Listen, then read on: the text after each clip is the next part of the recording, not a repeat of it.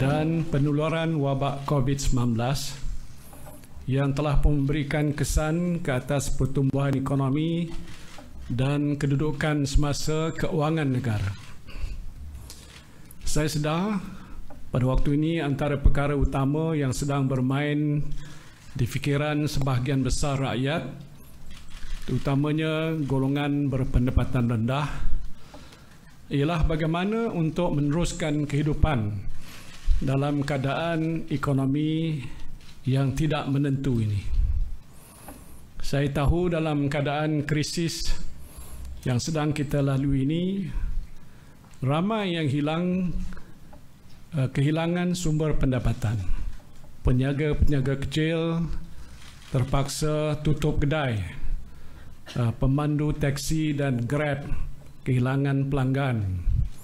Pekerja bergaji harian tidak menerima gaji. Malah para majikan pun ramai yang menanggung kerugian kerana perusahaan dan perniagaan mereka terpaksa ditutup buat sementara waktu. Dan oleh sebab itu, Majlis Tindakan Ekonomi yang bersidang pada hari ini telah pun memutuskan beberapa inisiatif utama yang saya harap akan dapat membantu meringankan sedikit beban yang ditanggung oleh anda semua ketika melalui waktu yang sukar ini.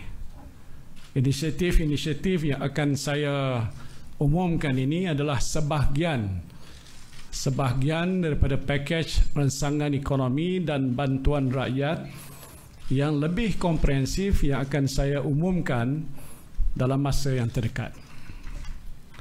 Inisiatif-inisiatif yang telah diputuskan dalam mesyuarat Majlis Tindakan Ekonomi pada hari ini ialah pertama, kemudahan pengeluaran iLestari bagi pencarum kumpulan wang simpanan pekerja KWSP berjumlah 40 bilion ringgit Malaysia. Menerusi kemudahan ini, semua ahli KWSP yang berumur bawah 55 tahun boleh membuat pengeluaran wang simpanan dalam akaun dua masing-masing tertakluk pada kadar maksimum RM500 sebulan untuk tempoh selama 12 bulan. Permohonan boleh dibuat bermula 1 April 2020. Inisiatif ini dijangka akan memanfaatkan sehingga 12 juta ahli KWSP dengan jumlah pengeluaran yang dianggarkan bernilai 40 bilion ringgit. Saya berharap inisiatif ini dan juga pengurangan kadar caruman KWSP pekerja sebanyak 4% yang akan berkuat kuasa pada bulan April 2020 akan membolehkan para pekerja mempunyai lebih wang dalam poket masing-masing untuk membeli barang-barang keperluan harian. Nasihat saya pada anda semua yang akan menerima manfaat ini, gunakanlah wang ini sebaik mungkin. Beli barang-barang yang perlu sahaja dalam waktu yang agak sukar ini. Yang penting pastikan setiap hari ada makanan di atas meja untuk seisi keluarga. Mungkin juga wang ini sebahagiannya boleh digunakan untuk menampung bayaran bil air ataupun bil elektrik ataupun sewa rumah mengikut keperluan masing-masing. Walaupun jumlahnya mungkin tak seberapa, tetapi inilah wang hasil titik peluh anda semua yang sepatutnya digunakan untuk hari tua. Tetapi kerana kerajaan benar kewangan ini digunakan pada masa ini ialah memandangkan adanya keadaan dalam kalangan saudara-saudari yang dirasakan amat memerlukan. InsyaAllah jika wang ini digunakan secara berhemah, akan ada keberkatannya untuk saudara dan juga saudari seisi keluarga. Keduanya, kerajaan juga bersetuju untuk menyalurkan peruntukan tambahan sebanyak 500 juta ringgit kepada Kementerian Kesihatan bagi menyokong usaha menangani COVID-19. Peruntukan ini antara lainnya akan digunakan untuk membiayai pembelian peralatan perubatan seperti ventilator dan juga peralatan di ICU, peralatan perlindungan diri PPE, tambahan bagi kekatangan perkhidmatan perubatan awam serta keperluan makmal untuk saringan COVID-19. Untuk menyegerakan pembelian barangan kritikal ini, kerajaan telah pun meluluskan tata cara perolehan secara darurat. Dan selain itu, peruntukan sebanyak 100 juta ringgit juga disediakan kepada Kementerian Kesihatan untuk melantik 2,000 kaki tangan baru secara kontrak, terutamanya jururawat. Ramai jururawat dan kaki tangan hospital yang amat keletihan pada masa ini kerana mereka terpaksa bekerja siang dan malam untuk membuat saringan kes COVID-19 dan merawat mereka yang disahkan positif. Saya berharap pengambilan kaki tangan baru ini akan dapat dibuat dengan segera supaya semua hospital di negara kita mempunyai kaki tangan yang mencukupi untuk menangani penularan wabak COVID-19. Ketiganya, kerajaan juga telah bersetuju untuk menyalurkan peruntukan sebanyak 130 juta ringgit kepada negeri-negeri untuk membantu kerajaan negeri menangani krisis COVID-19. Peruntukan ini boleh digunakan untuk memberi bantuan kepada penjaja dan peniaga kecil yang terjejas akibat krisis COVID-19, bantuan kepada pesakit COVID-19 dan ahli keluarga mereka, serta menyediakan keperluan kepada petugas-petugas di peringkat kerajaan negeri yang terlibat dalam menangani krisis ini. Peruntukan sama rata akan diberikan pada setiap negeri tanpa mengira parti mana yang membentuk kerajaan negeri yang berkenaan. Krisis yang sedang pun kita hadapi ini memberikan kesan pada semua rakyat tanpa mengira kaum, agama dan kecenderungan politik. Maka sebab itulah saya berpandangan semua pihak tanpa mengira fahaman politik mestilah bersama-sama berganding bahu dan bersatu padu untuk menangani krisis yang sedang pun kita hadapi ini. Menjaga keselamatan rakyat, kesihatan rakyat dan nyawa rakyat adalah tanggungjawab kita bersama yang melampaui batas politik. Keempat, kerajaan juga telah bersetuju untuk memberikan lanjutan masa daripada 3 bulan kepada 6 bulan bagi penangguhan baran balik pinjaman Perbadanan Tabung Pendidikan Tinggi Nasional ataupun PTPTN yang melibatkan jumlah kutipan sebanyak 750 juta ringgit.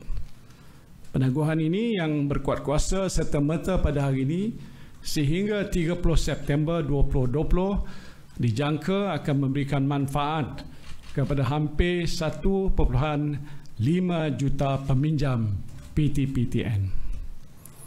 Selain daripada inisiatif-inisiatif yang saya umumkan ini, kerajaan juga sedang mengkaji langkah-langkah tambahan untuk membantu rakyat menghadapi keadaan yang agak sukar pada waktu ini. Langkah-langkah komprehensif sedang pun diteliti oleh Kementerian Keuangan yang akan mengambil kira kepentingan setiap kelompok masyarakat di negara kita ini. Sama ada anda ini adalah peniaga kecil, pemandu teksi, petani, nelayan, penternak, pekerja kilang, kaki tangan swasta, kaki tangan kerajaan, semuanya akan diberikan perhatian oleh kerajaan. InsyaAllah jika diizinkan oleh Allah Subhanahu Wa Taala, saya akan umumkan pakej ransangan ekonomi dan bantuan rakyat yang lebih komprehensif pada 30 hari bulan Mac 2020. Kesemua langkah yang bakal saya umumkan nanti akan mengambil kira usaha untuk mengukuhkan kedudukan keuangan negara kita dalam jangka masa sederhana, dan saya berharap dengan langkah-langkah yang akan diambil oleh kerajaan, kehidupan saudara-saudari akan lebih terjamin dan ekonomi negara kita juga akan kekal kukuh. Dalam situasi krisis yang sedang melanda negara pada waktu ini, yang paling penting kita hendaklah sentiasa bermuafakat, berganding bahu dan cekal dalam mencari penyelesaian pada setiap masalah yang kita hadapi. Bulat air kerana pembentung, bulat manusia kerana muafakat. Berat sama dipikul, ringan sama dijinjing. Terima kasih. Assalamualaikum warahmatullahi wabarakatuh.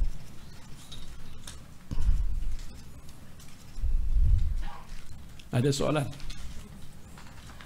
Sri, semalam Menteri Kanan ada sebut mengenai harga topeng muka akan dibincangkan juga dalam mesyuarat hari ini. Adakah ia dibincangkan dan bagaimana dengan keadaan kekurangan topeng muka di pasaran? Ya, harga topeng semalam saya hadir di sini berbincang dengan ahli-ahli Majlis Keselamatan Negara bersama dengan yang Berhormat Menteri Kanan Dato' Ismail Sabri dan juga Dato' Fadilah. Dan pertamanya saya telah mengarahkan supaya pihak beliau dengan pihak Menteri di Kementerian Perdagangan Dalam Negeri dan Hal Ehwal Pengguna untuk membincang dengan pihak pengeluar supaya harga yang telah pun ditetapkan sebagai harga kawalan itu dapat diteliti supaya tidaklah terlalu tinggi, kerana ini pastinya situasi yang agak dikatakan krisis dan kita harap pihak-pihak yang bertanggungjawab seperti kilang-kilang akan menentukan pertama bekalan yang dikehendaki itu mencukupi dengan harga yang dianggap berpatutan. Jadi itu arahan yang saya telah keluarkan dan saya harap pihak kilang akan bersetuju dengan permohonan daripada pihak kementerian yang bertanggungjawab supaya harga yang ditetapkan itulah harga yang dianggap berpatutan. Keduanya, kita juga telah minta supaya pekilang-pekilang yang ada dalam negara kita ini, kalau tak silap saya 4 ataupun 5 pengeluar-pengeluar dalam negara, terus membekalkan pengeluaran topeng secara yang mencukupi. Saya dimaklumkan mereka berhadapan dengan sedikit masalah, iaitu masalahnya ialah mendapatkan bahan mentah untuk mengeluarkan topeng yang mana sebahagian besarnya diimport daripada luar negara. Tapi walaupun begitu, kita harap usaha sebegitu akan dapat mereka atasi, dan kalau itu dapat dilaksanakan, pengeluaran kapasiti pengeluaran topeng dalam negeri ini saya dimaklumkan lebih kurang 2 ataupun 3 juta keping setiap bulan. Kalau itu dapat diusahakan, maka saya fikir bekalan dalam negeri ini lebih daripada memadai. Lebih-lebih lagi sudah pun diputuskan oleh pihak custom supaya pengeksportan topeng itu tidak dibenarkan, ban on export. Ini untuk membantu supaya ada bekalan yang cukup di dalam negara kita. Sementara bekalan itu belum lagi sampai ke tahap yang memuaskan, kita telah ambil keputusan untuk mengimport topeng ini daripada negara China, iaitu yang telah diumumkan 10 juta keping yang patutnya dapat diusahakan dengan segera. Semalam saya telah pun mengarahkan NADMA, agensi yang bertanggungjawab tentang malapetaka, supaya mereka mengeluarkan peruntukan sudah disediakan oleh kerajaan untuk membawa masuk. Harga yang saya diberitahu lebih daripada RM18 satu topeng. Ya, jadi apapun kita akan bawa masuk, dan bila mana akan sampai ke negara kita, kita akan agih-agihkan. Saya telah bersetuju dan saya nak umumkan sini, bila sampai kita akan agihkan secara percuma kepada seluruh rakyat Malaysia yang memerlukan.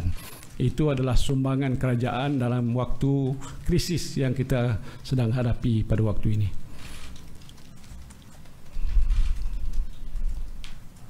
Ya. Tan Sri, adakah perintah kawalan keselamatan, adakah kerajaan bercadang untuk melanjutkan perintah kawalan keselamatan, dan komen Tan Sri mengenai perintah kawalan keselamatan sekarang adakah memuaskan? Terima kasih. Ya, perintah kawalan sekarang yang kita telah mulakan sejak 18 hari bulan Mac yang lalu agak makin bertambah baik. Laporan yang saya telah terima daripada lapangan yang dilaksanakan oleh pihak polis dan tentera yang terkini ialah hampir 90%. Walaupun begitu masih terdapat mereka-mereka yang tidak mematuhinya, yang saya harapkan kalau boleh sampai ke 100%. Jadi dari satu sudut ia boleh dikatakan berkesan, tetapi kalau ada lagi pergerakan-pergerakan itu kita harap ia akan dapat dikurangkan ke paras yang paling minima. Yang kita benarkan bagaimana yang telah dimaklumkan sebelum ini ialah hanya dikeluar untuk tujuan membeli barang-barang keperluan. Jadi kita telah beritahu pada pihak polis dan tentera secara berhemah, kalau mereka terpaksa keluar, mereka akan pergi ke mana-mana pasar raya, ke pasar, dan dengan cepat akan pulang balik ke tempat dan kediaman masing-masing, ataupun membeli ubatan daripada farmasi yang ada di kawasan masing-masing. Itu tujuan yang penting yang saya fikir harus dipatuhi. Soalnya sama ada kita nak lanjutkan ni akan kita teliti dari segi perkembangan yang sedang pun kita lihat pada hari ini. Kalau sekiranya sudah ada penambahbaikan dengan tindakan-tindakan yang telah diambil oleh pihak Kementerian Kesihatan dengan dibantu oleh pelbagai-bagai agensi yang lain, apalagi kerjasama daripada semua pihak termasuk kumpulan tabligh yang masih berbaki belum keluar lagi itu, maka kemungkinan besar tindakan kawalan pergerakan ini sudah menunjukkan kesan yang positif. Kalaulah kiranya data dan angka yang kita lihat kemudian ini lebih rendah daripada apa yang kita lihat pada waktu hari ini, itu akan kita pantau. Tetapi sebelum tempoh itu tamat pada 30, kalau tak silap saya, hari bulan Mac, Majlis Keselamatan Negara akan bersidang sama ada langkah yang telah diambil untuk tempoh 2 minggu itu memadai atau perlu kita lanjutkan untuk tempoh seminggu ataupun 2 minggu daripada tarikh tamatnya 30 hari bulan Mac akan datang. Ini akan kita kaji dan kita akan maklumkan. Jadi sementara itu yang penting ialah saya sekali lagi rayu, stay at home. Itu dah macam jadi tagline sebahagian daripada masyarakat kita. Memang benar, perlu kita amalkan apa yang telah pun diarahkan oleh pihak kerajaan. Kalau kita berada di rumah dan kita sentiasa berada dalam keadaan yang selamat, tidak ada kontak dengan mana-mana pihak, baik jiran ataupun siapa-siapa saja, maka itu akan menjamin penyakit ataupun virus ini tidak akan menular. Sebab itu pentinglah kita amalkan amalan sebegini, di samping kita menjaga kesihatan, membersihkan tangan dan sebagainya sepanjang masa. Jadi kalau itu dapat kita lakukan, saya kira kesan yang akan kita lihat selepas ini adalah keadaan yang agak bertambah baik dan lebih terkawal. Tan Sri, nak tanya, untuk pekerja asing ataupun pendatang asing yang nak buat saringan COVID-19 di hospital kerajaan, ada yang antara mereka takut nak pergi sebab takut kena bayar mahal. Jadi dalam keadaan sekarang ni, adakah mereka dikenakan bayaran ataupun ada pengurangan ke macam mana? Yang penting mereka keluar dulu. Iaitu kerana soal yang penting yang kita beri perhatian adalah soal keselamatan baik individu itu, warga asing ataupun apalagi rakyat Malaysia. Jadi mereka harus ke depan, kalau ada disaring dan diketahui sama ada mereka ini demam ataupun tidak, lebih lagi diadakan ujian, maka pasti mereka akan tahu sama ada mereka itu terhindar daripada terkena wabak ini ataupun mereka dianggap positif. Jadi walaupun mereka itu pekerja asing, terutama yang sudah diambil oleh majikan-majikan, saya minta supaya majikan bagi nasihat pada mereka. Kalau mereka duduk di mana-mana tempat tinggal yang telah disediakan oleh majikan, mereka juga harus pergi untuk mendapatkan rawatan jika perlu. Dan kalau tidak, mereka tinggallah di kediaman masing-masing sampai MCO ini ditamatkan. Ya, itu yang penting. Jadi bayaran dia masih lagi sama dengan kadar bayaran sedia ada lah untuk... Ya, memang ada kos. Memang ada kos. Walaupun kalau mereka pergi ke hospital, sebahagian kos itu ditanggung oleh kerajaan untuk orang kata warga negara saja. Kalau mereka itu adalah asing, maka mereka terpaksa membayar. Tapi penting mereka buat begitu untuk menjamin supaya mereka itu tidak menghadapi penyakit itu. Lebih baik mereka keluar daripada tinggal, dan lepas itu kalau tak dirawat mereka akan menimba musibah. Lagi? Tan Sri, ada private hospital yang membuatkan ujian saringan yang mengenakan caj yang tinggi, antara 580 hingga 700. Jadi adakah kerajaan akan mengawal perkara ini? Setakat sekarang ni kita tak kawal, ya, pasal memang pun kalaupun dibuat saringan dengan pihak kerajaan dengan ujian-ujian dikenakan, kita menanggung kos. Saya dimaklumkan lebih kurang agak RM700 bagi satu kepala. Bukan percuma, dia tak bayar percuma, kerajaan tanggung. Jadi kalau swasta, dia terpaksalah menentukan satu kadar yang berpatutan. Kalau saya kira 500 ke 600, kalau ikut keadaan pasaran tu agak berpatutan. Jangan ada sampai 1000 ataupun lebih daripada itu membebankan. Saya yakin pihak hospital pun ada juga tanggungjawab sosial mereka untuk membantu supaya dalam keadaan darurat yang kita hadapi ataupun kesulitan yang kita hadapi ini, mereka tidaklah menambahkan beban dengan mengenakan kos yang agak terlalu tinggi. Alright, thank you.